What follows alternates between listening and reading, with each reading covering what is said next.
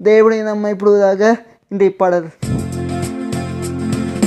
உம்மை நோக்கி ஜெபம் செய்து எனக்கு செவி கொடுத்தீர், உம்மை நோக்கி ஜெபம் செய்தேன் எனக்கு செவி கொடுத்தீர்.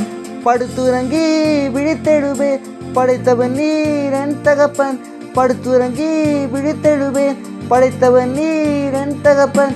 எதிர்கால பயமில்லையே நீர் எனக்குள் இருப்பதா, எதிர்கால பயமில்லையே நீர் எனக்குள் இருப்பதா.